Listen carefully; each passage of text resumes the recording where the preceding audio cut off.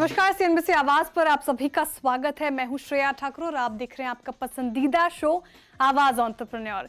यहाँ हम बात करते हैं उन ब्रांड्स की जो भारत में इनोवेशन और क्वालिटी के नए स्टैंडर्ड सेट कर रहे हैं।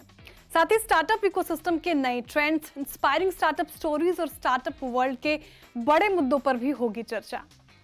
फैशन की दुनिया में ट्रेंड हर दिन बदलते हैं, लेकिन क्या हमारी इंडस्ट्री भी उतनी ही तेज है? ज्यादातर गारमेंट कंपनियां आज भी पुराने ढर्रे पर चल रही हैं, जहां एक डिजाइन को बाजार तक पहुंचने में महीनों लग जाते हैं। लेकिन इसी सोच को बदलने के लिए सामने आया है एक नया नाम, ज़ायोड। ये स्टार्टअप सिर्फ फैब्रिक नहीं बल्कि पूरी इंडस्ट्री की सोच को रीडिजाइन कर रहा है। कैसे, बता रहे मेरे सहयोगी रोहन सिंह।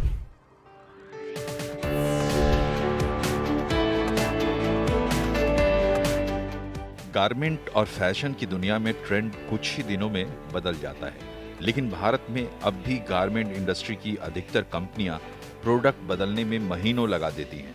इस सोच को बदलने के उद्देश्य से शुरू हुआ स्टार्टअप ज़ायोड। नई तकनीक के इस्तेमाल से ज़ायोड ने बदलते ट्रेंड को तेज मैन्युफैक्चरिंग में बदल दिया। गारमेंट सेक्टर में कुछ साल काम करने के बाद अंकित जयपुरिया और रितेश खंडेलवाल को भारत की टेक्सटाइल इंडस्ट्री की सीमाएं साफ महसूस हुई।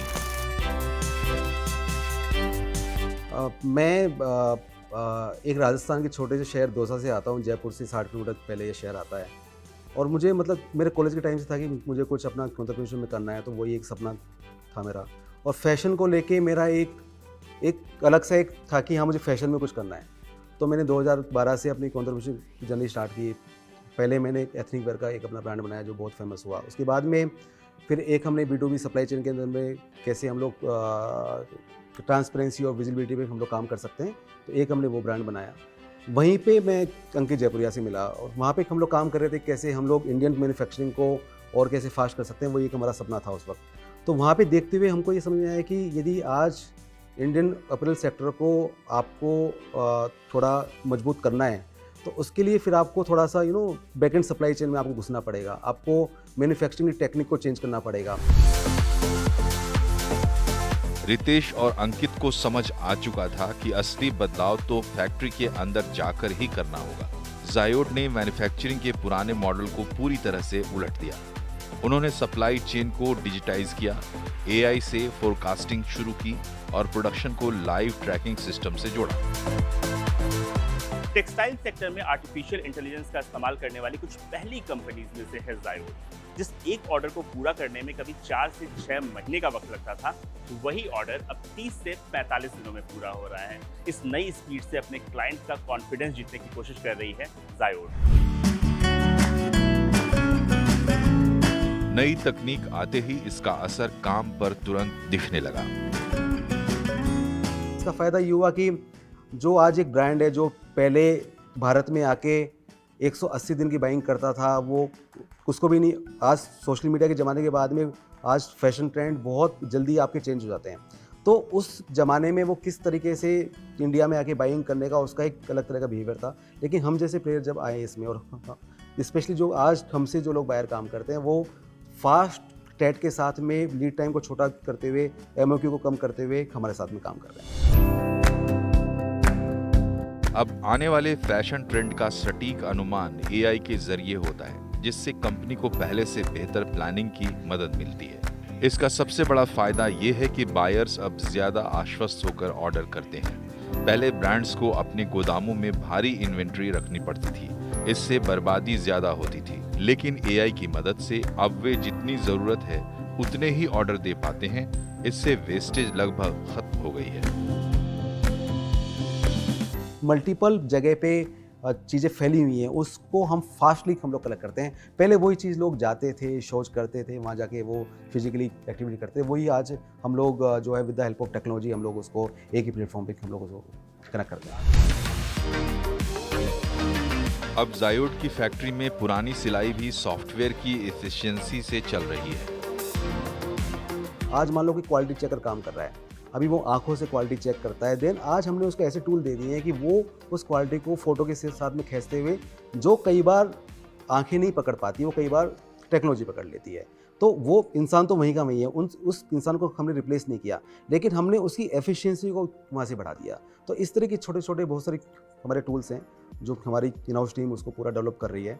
और ये इंडिया में इसका कोई भी और कंपनीज में इसको प्राउडली बोल सकता हूँ कि हम लोग जिस मुकाम तक आज पहुँच गए हैं, specially in the use of the technology, वहाँ पे जो और मैन्युफैक्चरर्स हैं, चाहे से आप बाहर की बात करें, वियतनाम की या टर्की की या बांग्लादेश की, हम लोग काफ़ी उनसे आगे चल रहे हैं। और आज ये टेक्नोलॉजी जो हमारे साथ में और जुड़े हुए आज सैकड़ों सप्लायर्स हैं, वो भी अब धीरे धीरे इस टेक्नोलॉजी को यूज करते हुए अपनी मैन्युफैक्चरिंग को फास्ट करने और एफिशिएंट करते हुए जा रहे हैं।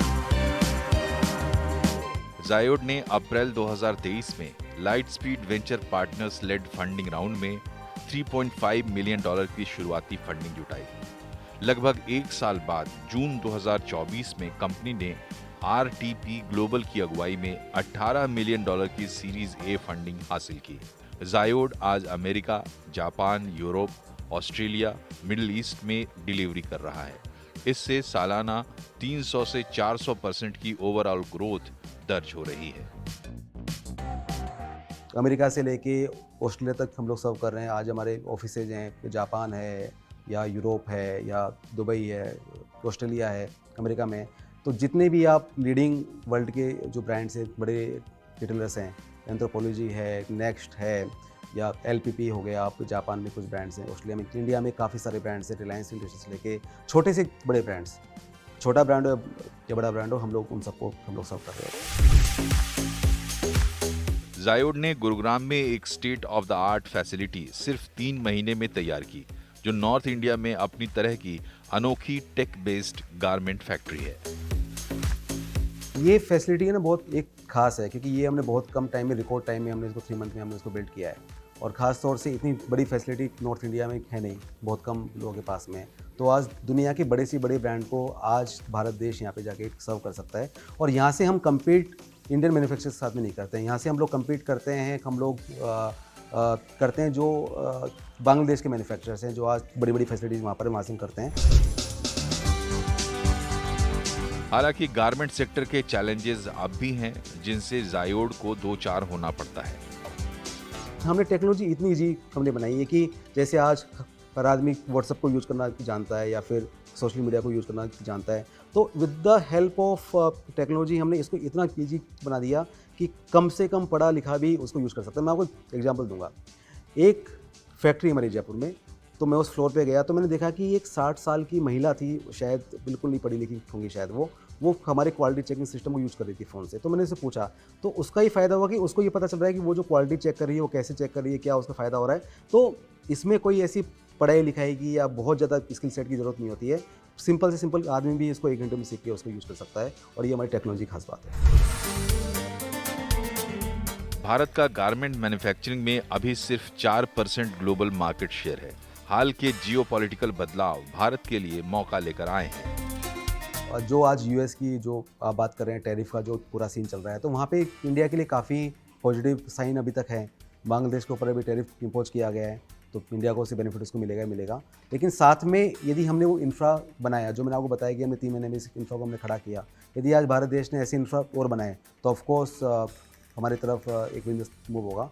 साथ में जो अदर जो हमारी जो FTA साइन हो रहे हैं, जो अदर चीज़ चल रही है, वहाँ से भी हमको बेनिफिट काफ़ी होगा।